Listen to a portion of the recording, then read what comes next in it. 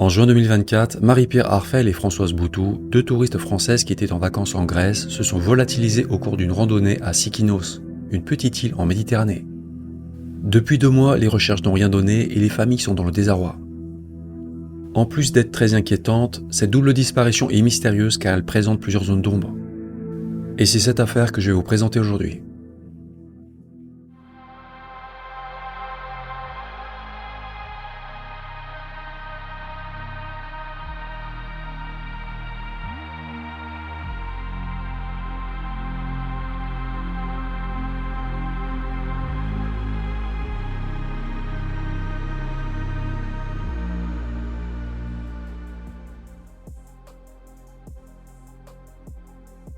Bonjour à tous, vous êtes au bon endroit au bon moment parce qu'on va parler aujourd'hui d'une affaire d'actualité.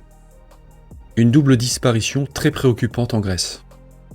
En fait, cette émission n'était pas prévue, mais j'ai été contacté très récemment par les amis de Marie-Pierre Arfel, l'une des personnes disparues. L'une de ses amies, mais aussi Justine, sa nièce, et aussi par la suite Juliette, la fille de l'autre femme disparue. Elles m'ont contacté, elles m'ont parlé de l'affaire, et j'ai accepté. D'habitude, je sors mes vidéos le dimanche, une tous les 15 jours, mais là, comme les proches sont un peu désespérés, j'ai fait cette vidéo en urgence. Et restez bien jusqu'à la fin parce que je vais passer de leur part un appel à témoins important et aussi un message plus personnel. Mais assez parlé, commençons avec la présentation des faits. En avril 2024, Marie-Pierre Arfel est une femme de 64 ans vivant à Gassin, une commune du Var. Elle travaille depuis 25 ans comme préparatrice dans une pharmacie du centre-ville de Cogolin. Dynamique et bonne sportive, Marie-Pierre aime voyager, mais en restant prudente. Elle n'est pas du genre à prendre des risques. Fin avril 2024, Marie-Pierre Arfel part faire seule un beau voyage, le tour de la Grèce où elle doit rester jusqu'en septembre. Située au sud-est de l'Europe, la Grèce est composée de milliers d'îles parsemant les mers Égée et Ioniennes. Ce pays magnifique et diversifié attire pour ses plages de sable fin, ses îles perdues en Méditerranée et surtout pour ses richesses culturelles, historiques et archéologiques. En 2023, la Grèce a accueilli 33 millions de visiteurs, un record qui en fait l'un des pays les plus visités d'Europe et du monde. Marie-Pierre part ainsi en Grèce et au début tout se passe parfaitement. Elle apprécie beaucoup son voyage et sa famille et ses amis sont habitués à recevoir ses photos de vacances, des paysages et des selfies. Et à vrai dire, aucun d'entre eux ne s'attend à ce qui va suivre. Le lundi 10 juin 2024, Marie-Pierre arrive à Sikinos, une petite île des Cyclades. Sikinos est un îlot typiquement grec, authentique et tranquille, situé entre Ios et Folegandros. Très aride, Sikinos a une superficie de 41 km² et compte seulement 280 habitants. C'est une île réputée paisible et certains visiteurs la trouvent même un peu ennuyeuse. À Sikinos, Marie-Pierre loge dans un hôtel de Allopronia, le seul port de l'île. Ce village est composé principalement d'hôtels saisonniers, de plusieurs bars et de supérettes. Et le 11 juin, elle fait la connaissance d'une autre touriste française nommée Françoise Boutou. Originaire de Reims, dans l'est de la France, Françoise est âgée de 73 ans. Elle est arrivée à Sikinos le dimanche 9 juin 2024 depuis l'île de Ios. Les deux femmes sympathisent et toutes les deux férues de randonnée décident d'en faire une ensemble sur l'île le lendemain. À Sikinos, les deux femmes ne logent pas au même endroit mais dans 2 hôtels différents, à 500 mètres l'un de l'autre. Le mercredi 12 juin, tôt le matin, les deux touristes se retrouvent donc comme prévu à l'hôtel de Marie-Pierre. Et les deux femmes passent près de la supérette du port où elles auraient été filmées vers 9h du matin par des caméras de vidéosurveillance. Du moins, on sait que Françoise au moins est filmée parce qu'elle sera reconnue plus tard par sa fille Juliette. Ce jour-là, le temps est beau. Et si la Grèce connaît des canicules et vagues de chaleur, il fait d'après sa nièce 28 degrés ce jour-là. Une température idéale pour Marie-Pierre. Précisons que Marie-Pierre Arfel est une femme organisée. Pour preuve, elle a préparé méticuleusement sa randonnée à Sikinos puisqu'elle a consulté des sites internet et même tracé le parcours de sa randonnée. Et elle est connue pour emporter toujours avec elle dans son sac à dos des barres de céréales, des boissons et aussi une trousse à pharmacie. En ce qui concerne Françoise, c'est pareil. C'est une personne qui ne dépasse pas ses limites et qui n'a rien d'une tête brûlée. Ancienne directrice d'une association en faveur des enfants et adultes en situation de handicap mental, elle est décrite comme une randonneuse aguerrie qui a l'habitude de se rendre en Grèce tous les ans, à cette période de l'année. Et selon ses proches, elle peut faire 10 à 12 km de marche le matin pendant 3 heures. Marie-Pierre et Françoise partent donc faire ensemble cette randonnée qui ne doit durer que quelques heures. Elle doit revenir vers midi 13h, seulement elles ne reviendront jamais. Par la suite, les proches de Marie-Pierre, sa nièce et ses amis, ne reçoivent plus aucune nouvelle d'elle. Et ils commencent à se poser des questions. L'incompréhension cède vite la place à l'inquiétude. Ce silence radio total est jugé anormal. Et ils vont prévenir les autorités. Et en ce qui concerne les proches de Françoise, c'est pareil. Les familles vont alors apprendre que Marie-Pierre et Françoise sont parties en randonnée, mais qu'elles ne sont pas rentrées le soir à leur hôtel respectif. Il s'est donc passé visiblement un événement imprévu et assez grave qui les a empêchées de revenir. Selon toute apparence, les deux randonneuses ont donc disparu le 12 juin et 2 jours plus tard, un incident est survenu. Le vendredi 14 juin, à 5h50 du matin, Françoise a tenté de contacter plusieurs fois par WhatsApp le gérant de l'hôtel où elle séjournait. Le gérant, qui a vu le message à 7h20, l'a rappelé sans réussir à la joindre. À 8h24, il a réussi finalement à joindre Françoise, mais la barrière de la langue les aurait empêchés de se comprendre. La Française lui aurait alors envoyé une photo où on la voit allongée au sol. Une photo accompagnée du message « Je suis tombé ». Après avoir reçu ce message et cette photo, le gérant lui répond et lui demande sa position sur Google Maps. Puis il lui conseille d'appeler le 112, le numéro d'urgence européen. Mais Françoise ne répond plus. L'homme prévient alors les autorités locales de la disparition de Françoise. Et le lendemain, le samedi 15 juin, la disparition de Marie-Pierre sera aussi signalée. Des recherches ont ensuite démarré sur la petite île de 41 km² qui possède 7 sentiers de randonnée appréciés des touristes. Ces sentiers sont parfois à flanc de falaise, au cœur de villages ou sur des collines aux nombreuses chapelles. Mais certains de ces sentiers ne sont pas cartographiés. Les autorités grecques ont donc apparemment ratissé l'île à la recherche des deux Françaises. Chercheurs au sol, une 60aine de personnes au début, équipes cynophiles, drones thermiques, hélicoptères et bateaux ont été mobilisés. Mais les recherches terrestres, aériennes et maritimes n'ont rien donné. Marie-Pierre et Françoise se sont donc comme envolés. Et le maire de Sikinos a indiqué que c'était la première fois qu'une telle chose arrivait sur l'île. Par la suite, les semaines vont défiler et les recherches vont rester au point mort. Dès le départ, les proches des deux randonneuses en France sont très inquiets. Et ils ne restent pas les bras croisés. Qu'il s'agisse de Justine, la nièce de Marie-Pierre, Laurie et Christelle, de bonnes amies à elle, ou le fils et la fille Juliette de Françoise, tout le monde se démène pour obtenir des informations sur ce qui se passe à Sikinos, en relation avec l'ambassade de France et le Quai d'Orsay, c'est-à-dire le ministère des Affaires étrangères. Les proches sont en contact aussi avec la police grecque qui a ouvert une enquête sur place, mais ils ne reçoivent aucune information. Parmi leurs actions, les proches des disparus de Sikinos vont faire leur possible pour médiatiser l'affaire. Une page Facebook va par exemple être créée. Même s'ils sont un peu plus discrets dans les médias, les proches de François sont également actifs. Son fils passe par exemple à la télévision, sur BFM TV, et sa fille Juliette se rend sur place, à Sikinos.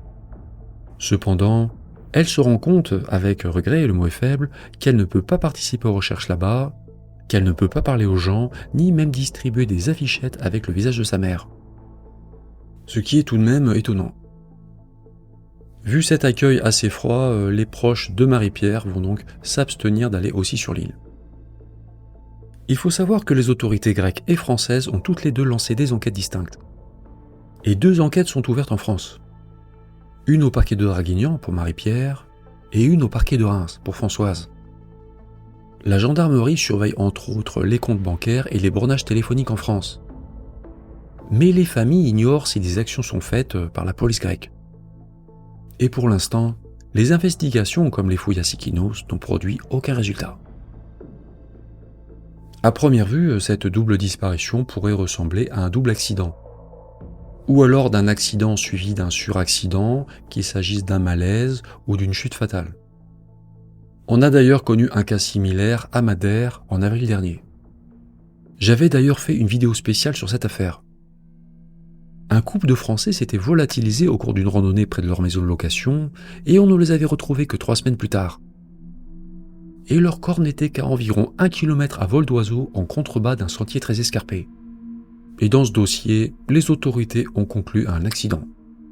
Donc au départ, un double accident survenu à Sykhinos était tout à fait dans le domaine du possible. Mais on est quasiment 2 mois après les faits et on n'a toujours récupéré aucun corps ou aucun objet appartenant aux randonneuses. Et ça, c'est quand même extrêmement surprenant. Tout ça paraît quand même anormal au vu de la superficie de l'île de Sykhinos. Sykhinos qui est décrite comme un confetti de 10 km de long sur 4 km de large. Avec en plus un couvert végétal assez réduit.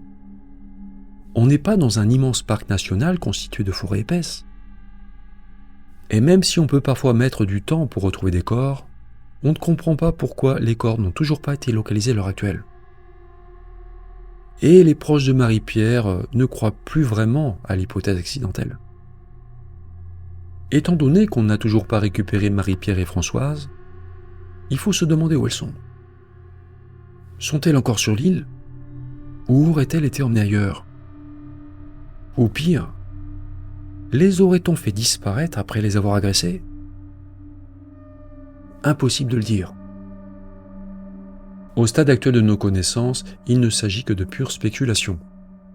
Mais un élément très concret fait pencher cette affaire vers un possible acte criminel.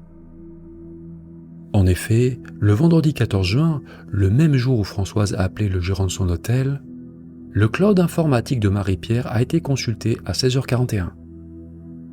Le cloud est un espace de stockage en ligne sur lequel on peut héberger des données personnelles.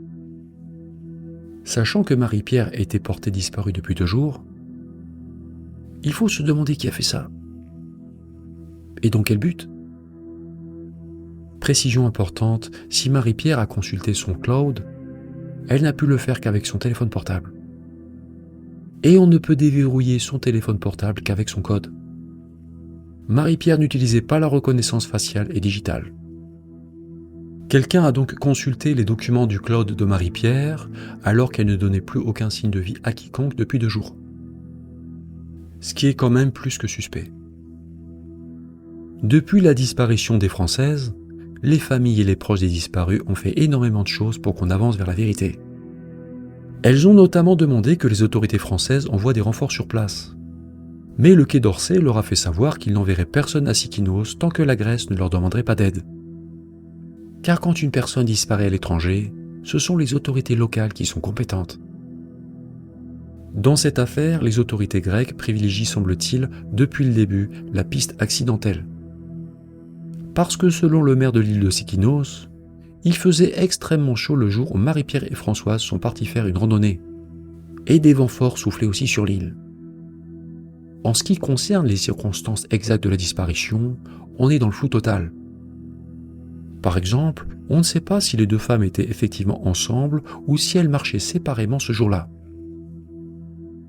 Il faut tout de même reconnaître que l'hypothèse d'un accident est crédible dans la mesure où plusieurs touristes internationaux ont disparu et ou sont morts depuis le début de l'été en Grèce à cause des fortes chaleurs.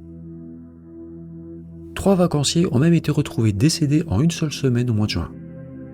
Un Américain de 55 ans sur l'île de Matraki, près de Corfou, un Néerlandais de 74 ans sur l'île de Samos, et un ressortissant anglais de 67 ans nommé Michael Mosley. Mosley était un médecin star de la télévision anglaise.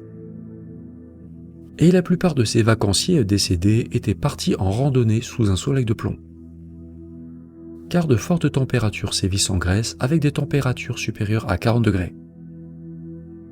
Signalons qu'en plus des 2 Françaises, un autre touriste américain de 59 ans est toujours porté disparu en Grèce.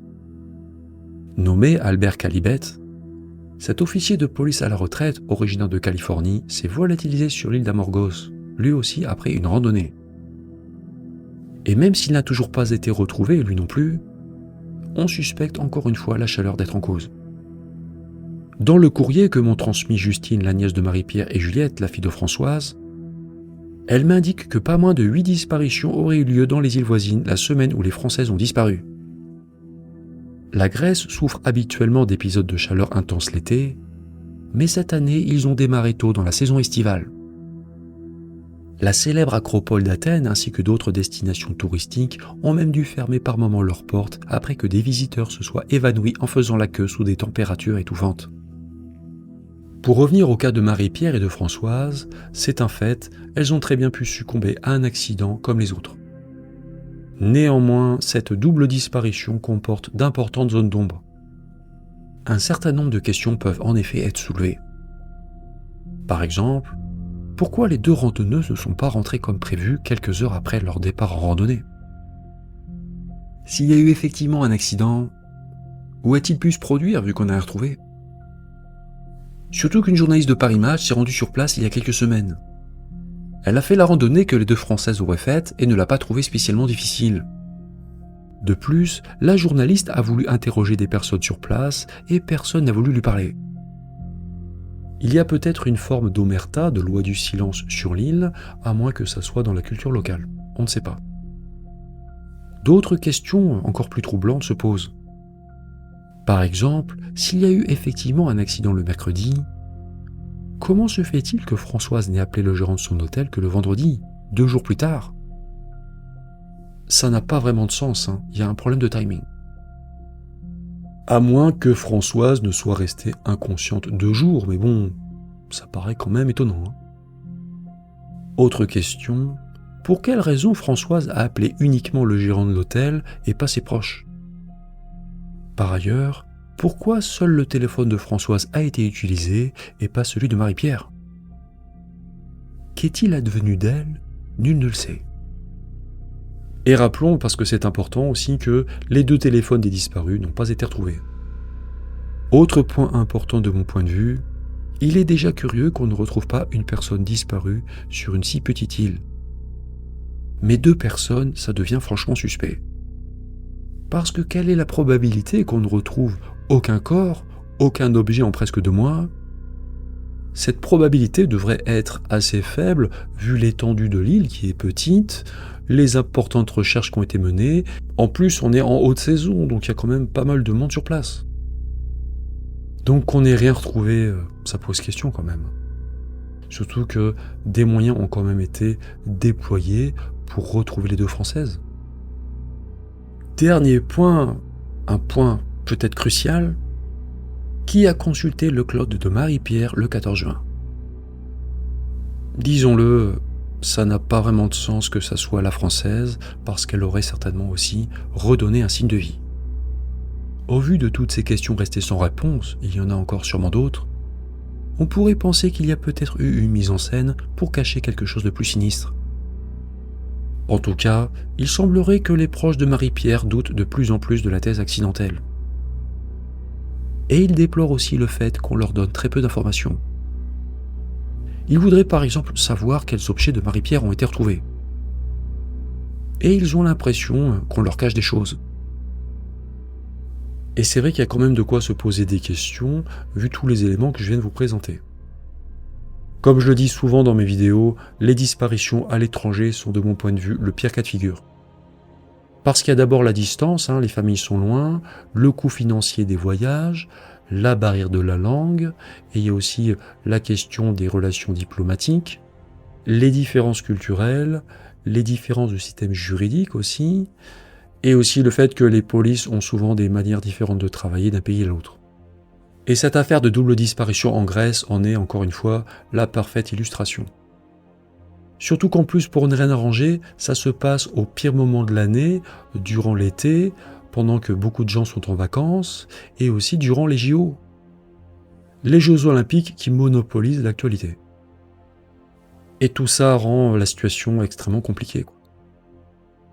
Et dans le courrier que m'ont écrite la nièce de Marie-Pierre et la fille de Françoise, elles me confirment que c'est le cas, que cette situation est très éprouvante et complexe à gérer.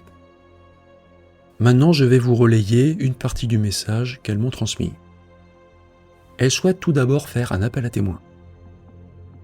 Les proches des disparus cherchent à entrer en contact avec un couple de Montpellier qui a pris le ferry pour Sikinos le 10 juin 2024, en même temps que Marie-Pierre Arfel. Car ce couple pourrait avoir des informations précieuses sur ses intentions et ses plans. Parce qu'il y avait peu de personnes présentes sur le ferry ce jour-là, seulement 4 personnes en sont descendues, dont Marie-Pierre et ce couple. De plus, une personne ayant discuté avec Marie-Pierre durant la traversée les a informés qu'elle cherchait à louer un bateau de pêcheur. Les proches de Marie-Pierre ont même trouvé une photo d'un tel bateau dans son cloud informatique. Justine, la nièce de Marie-Pierre, ne sait pas non plus si les propriétaires de bateaux, les pêcheurs et les plaisanciers présents sur place ont été interrogés. Et cette piste est peut-être à envisager. Si Marie-Pierre a quitté Sikinos à bord d'un bateau, ça expliquerait pourquoi on ne l'a pas retrouvé sur place.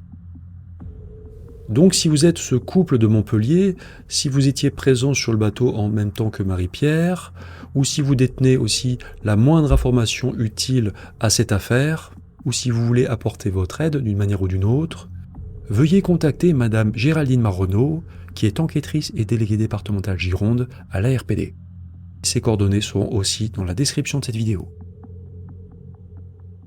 Dans leurs lettres, Justine et Juliette, qui sont respectivement la nièce et la fille des disparus, me disent aussi qu'elles aimeraient profiter de cette vidéo pour faire passer un message personnel à leurs deux familles.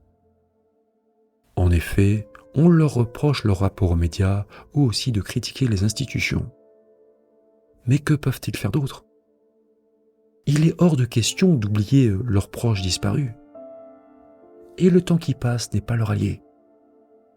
Tout ce que veulent Justine et Juliette, c'est que deux femmes qui sont des êtres chers à leur famille et leurs amis soient retrouvées. Et tout ce qu'elles souhaitent, c'est que cet appel au secours soit considéré et que la France mette en œuvre toutes ses qualités diplomatiques. Et ce comportement est humain, cette réaction est normale, et ça c'est moi qui le dis. Ça peut tout à fait se comprendre parce qu'il faut se mettre une seconde à la place des proches de personnes disparues. Un terrible drame se passe au bout du monde et vous êtes là en France et vous vous sentez impuissant. Vous avez envie de soulever des montagnes mais vous ne pouvez quasiment rien faire. Et en plus, le pire, c'est que vous n'êtes même pas tenu au courant de ce qui se passe là-bas. Vous avez donc le sentiment, parfois justifié, qu'il ne se passe pas grand-chose sur place. Et ça doit être insupportable à vivre. Parce que dans les affaires de disparition comme les affaires criminelles, chaque heure, chaque jour compte. Et là, on est 2 mois après cette double disparition et on est quasiment au même point qu'au début, quoi. Dans leur courrier, les proches des 2 disparus veulent plus que jamais sensibiliser les autorités françaises à cette situation. Ils ont besoin que le Quai d'Orsay, le consulat, l'ambassade et les élus, sénateurs et députés s'impliquent davantage et multiplient leurs efforts pour obtenir des réponses claires et des résultats concrets. Car les familles et amis de Marie-Pierre et Françoise n'ont aucune information en retour, de toutes autorités ou intermédiaires tout confondus. Le secret de l'enquête existe, certes, mais les familles au centre de cette tourmente sont exclues en totalité. Dans leurs lettres, les 2 familles expliquent aussi encore une fois que le contexte actuel est extrêmement pesant pour elles. La disparition de leurs proches, loin d'eux et dans un contexte étranger, est une épreuve inhumaine et ils souhaitent que cet appel à l'aide soit entendu. Quand on se sent un petit peu abandonné, on essaye de faire nous à notre niveau, de se dire qu'on ne veut pas laisser tomber, qu'on veut rester accroché au moindre espoir. On veut comprendre, on veut savoir ce qui s'est passé et surtout où est-ce qu'elles sont et qu'on puisse les ramener, Que l'issue soit terrible ou pas, mais on veut savoir, on a besoin de savoir. En conclusion, voilà où on en est à l'heure actuelle, donc début août 2024, j'enregistre cette vidéo le 5 août. Ça fait maintenant pratiquement 2 mois que les 2 Françaises se sont volatilisées à Sikinos. Et espérons que les choses vont enfin bouger, espérons qu'on va les retrouver dans les meilleurs délais, saines et sauves évidemment, même si on a toutes les raisons d'être très inquiets. Dans tous les cas, il faut vraiment qu'on sache maintenant ce qui est arrivé à Marie-Pierre et Françoise. Il faut que des témoins se manifestent et que les autorités françaises comme grecques passent à la vitesse supérieure. Parce que quand elles veulent mettre les moyens dans certaines affaires, elles savent le faire. Souhaitons aussi évidemment bon courage aux proches de Marie-Pierre et Françoise, dans l'espoir qu'elles obtiennent maintenant très vite les réponses qu'elles attendent. Voilà, c'est fini pour aujourd'hui. Si vous avez jugé cette vidéo utile, une vidéo faite dans l'urgence, un peu à chaud, mettez un pouce en l'air. Une vidéo faite doublement à chaud parce qu'en plus on est dans une période de canicule ici aussi. Les nuits sont courtes, on a des têtes fatiguées, on a aussi une vie à côté, mais bon par moment il faut faire le job. Je voulais faire cette vidéo et je l'ai faite. En plus du pouce en l'air, je tiens aussi à remercier celles et ceux qui partageront cette vidéo sur les réseaux sociaux ou ailleurs. Parce qu'un petit partage ne coûte rien, ça permet aussi à d'autres personnes de découvrir ces affaires. Et en ce qui concerne précisément ce dossier, si vous connaissez des élus dans votre entourage, qu'il s'agisse de députés, sénateurs, envoyez-leur cette vidéo. Si vous en avez la possibilité, informez-les parce qu'il y a des grandes chances qu'ils n'aient jamais entendu parler de cette affaire. Et pour plus de contenu de ce genre, je vous invite aussi évidemment à vous abonner à la chaîne si ça n'est pas encore le cas. Abonnez-vous en activant la cloche afin de ne louper aucune future vidéo.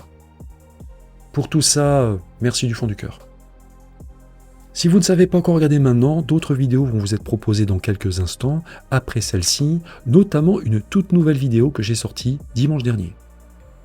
J'ai sorti cette vidéo il y a moins d'une semaine, c'est une longue vidéo sur une autre affaire complètement inconnue en France, la disparition de Mike Mansholt à Malte. Une affaire très étrange. Vous l'avez peut-être manqué parce que je l'ai sorti très récemment, il y a moins d'une semaine, donc si c'est le cas, je vous invite à la regarder.